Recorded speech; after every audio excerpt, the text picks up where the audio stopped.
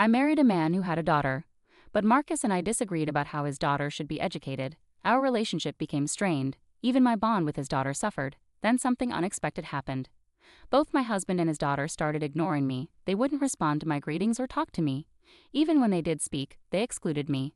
Despite my efforts to mend things, nothing helped. Feeling hopeless, I overheard a hurtful conversation between them.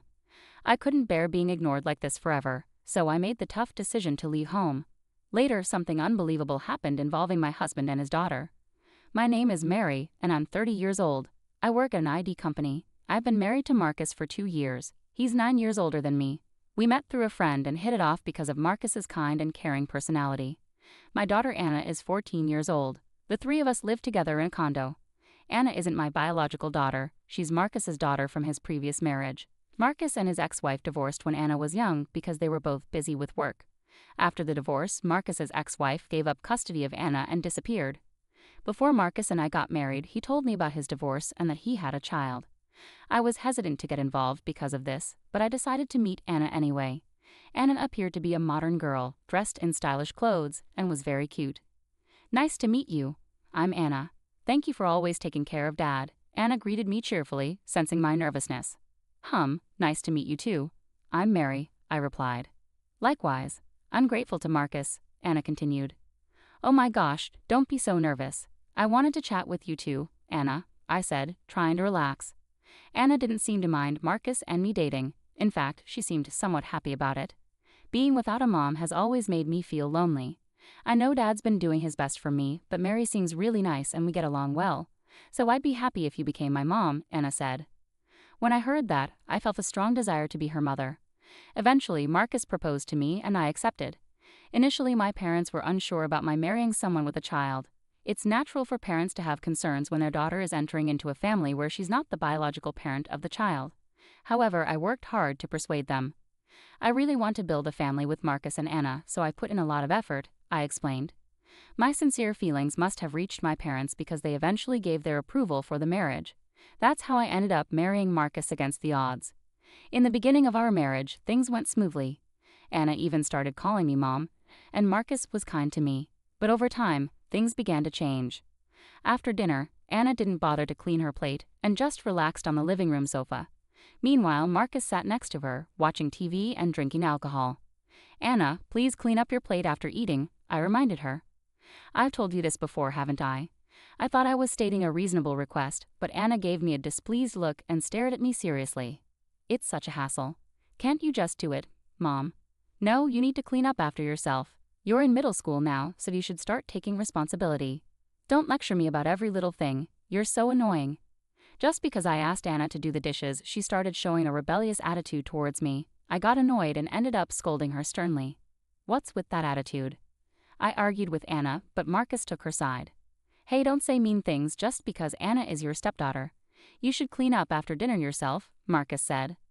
"I'm not scolding her because she's my stepdaughter. I'm saying it for her own good." Anna and Marcus left all the household chores to me. They didn't volunteer to help, and though they'd pitch in if asked, they complained about it. Even though I said we're a family and should work together, Marcus said, "Housework is women's work."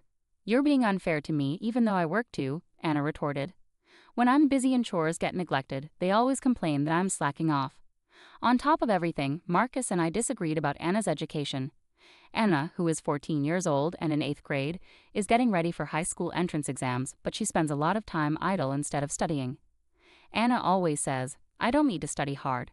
I can get good grades without studying much."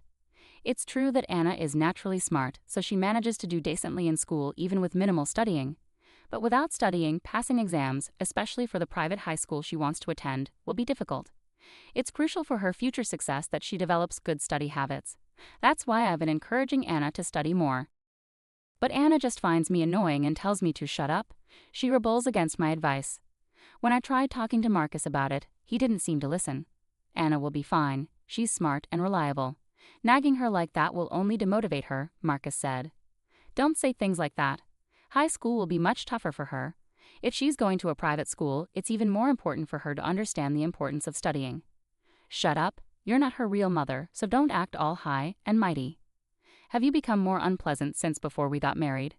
"We've argued a lot about Anna's education, and it's strained our relationship. Lately, Marcus has been spending more time away from home. He says it's because of work, but I wonder if he's avoiding me. My relationship with Anna has also gotten very tense. Her rebellious attitude makes me feel sad. I think about divorce sometimes, but I can't decide. I convinced my parents to support our marriage, so I worry they'll be disappointed if we divorce after just 2 years. Amidst these worries, something strange happened one morning. When I greeted Anna, something weird happened. "Anna, good morning. Breakfast is ready, so go ahead and eat." Anna didn't respond and just went to the kitchen. I was puzzled by her behavior. Did she not hear me? I wondered, but it seemed different. No matter how much I tried to talk to her after that, Anna ignored me.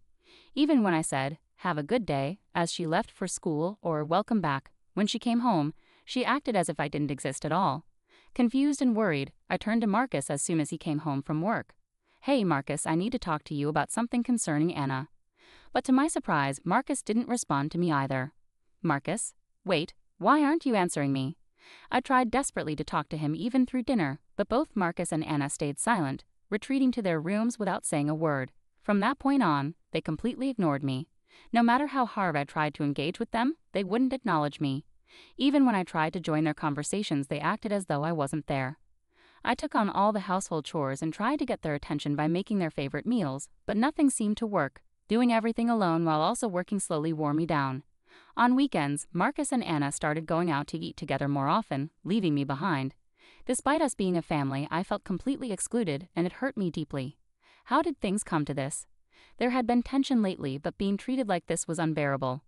I couldn't understand why they had suddenly started ignoring me. Every attempt I made to talk to them was met with silence, and it felt like my heart was breaking. Then one day, a phone call left me astonished. When I came home from work, Marcus and Anna were chatting. Anna said something that shocked me. "Mom is so naive, lol," making a disrespectful comment about me. She proudly said, "We ignored her on purpose, and it worked. Dad and I just acted like she wasn't there, and she ended up doing all the chores without a fuss. We should have ignored her sooner." Dad agreed, plus she's earning our living and keeping the house in order. She used to be cheeky, but lately she's been quieter and more helpful. It's really working out well, lol. I'm starting high school soon and need money, so Mom will have to work harder. LOL. Life is so comfortable now that we're just ignoring her. Lol. Laughing loudly, my husband and daughter were having this conversation, joking about how she was originally hired as a housekeeper. When I overheard them, I lost my patience completely. I'll never forgive them. They'll both pay for this. The next morning, after getting ready, I greeted Marcus and Anna, but as usual, they ignored me. Anna even clicked her tongue. After they left, I packed my things and left the house. When I unexpectedly returned later that day, my family was surprised. But when they heard what had happened, they were supportive. "You can stay as long as you need," they assured me. My parents sympathized, saying it must have been so tough. Their concern made me want to cry. Despite urging my parents to accept Marcus in the first place, I expected blame, but they cared more about me than anything else. A few days later, Marcus called me in a panic while I was relaxing at my parents' house. When I answered, annoyed, he immediately started shouting, "Where the hell are you? How dare you, as a mother, gallivant around like this? Aren't you ashamed? Get back home right now." I couldn't believe he was yelling at me like this, especially after not hearing from him for so long. Fed up, I told him firmly, "No, Marcus, I'm not coming back. I'm divorcing you. I can't deal with you anymore." "What? What nonsense are you talking? Stop acting like a child just because I ignored you for a while. We're not getting divorced," he insisted, probably because he didn't want to lose the help around the house. But then I dropped a bombshell. "No, we are getting divorced because you're cheating, aren't you?" That call I received earlier wasn't from his work, it was from his mistress's husband. Marcus hadn't been working late, he'd been meeting his lover. When he and Anna went on vacation, he was out to dinner with someone else. During their conversation, I overheard something unsettling. "Dad's lover, she's beautiful and pretty. I wish she was my mom so I could brag about it to everyone at school." "I agree with you, but she's married. Besides, I can't have her doing housework. Her hands are too beautiful. Housekeeping is for someone simple like Mary." Marcus never imagined I knew about his affair. I hit him with another bombshell. "I'm filing for divorce and demanding alimony. I've also sold our apartment. You need to leave." The apartment where we lived was bought by my father before we married and was in my name. So I hired movers and secretly moved all my belongings to a new place. After we left, I sold the old apartment and bought a new one for myself, with my father's support. I also sent Marcus and Anna's things to his parents' house with a letter explaining everything. They had nowhere else to go now that Marcus's brother's family lives with their parents and he's estranged from his father. On top of it all, he was cheating, which will likely lead to him being disowned by his family. Marcus, feeling trapped, desperately begged for forgiveness over the phone. "I'm sorry. I got carried away. I love you, Mary. Please forgive me." He apologized sincerely, but forgiveness wasn't something I could give him. I tried so hard to build a real family with them. I scolded Anna because I was worried about her future. I argued with Marcus because I wanted us to think about our daughter Anna together as a couple. But Marcus and Anna ignored me and hurt me over trivial reasons, like wanting an easy life or having things their way. I can't live with people like that anymore. You and Anna don't want a family, you just want a maid to boss around whenever it suits you, right? I've tried to make a family with you, but it's been a painful experience. I can't stay with people like you forever. I'm not thinking like that. I'm truly sorry. Anna wants to apologize to her mom too. She's not a mean-spirited girl who mocks others. Didn't Anna say she wished she had a beautiful mom? Maybe she'd be happier with someone else besides me. Just stay away from me. With that, I hung up on Marcus. A few days later, the divorce with Marcus was finalized through a lawyer. I demanded compensation from both him and his lover. Apparently, the lover's husband also demanded compensation from them. Marcus used up his savings, but it wasn't enough, so he had to take out a loan to pay both of our compensations. Marcus and Anna got kicked out of their apartment and now live in a cheap, old one. Anna borrowed money from her parents to pay the damages and is now working at a relative's factory. Just when Mary thought it was all over, Marcus unexpectedly asked for reconciliation. "Hey, Mary, please give us another chance." "Why are you saying this now? We're already divorced. We're strangers. Don't contact me." "Don't say that. Anna is in trouble right now." Marcus explained that because of his debts, they couldn't afford Anna's tuition at the prestigious Pratt high school she dreamed of attending. Anna reluctantly enrolled in a public high school where she ended up being disliked and isolated by her classmates due to her difficult personality. Anna, feeling rejected by her classmates, has become withdrawn and spends her days taking out her frustrations on Marcus. On top of that, no one is doing the housework, and the apartment is getting dirtier and smelling bad. They might even get evicted soon. Marcus tearfully told his story, but I realized it was all his fault. "I won't get back together with you. Don't contact me again." I firmly refused to reconcile and blocked Marcus's number. Now I'm living peacefully at my parents' house and focusing on my work. After everything that happened with my family, I'm not thinking about marriage for a while. Right now, I just want to become better at judging men.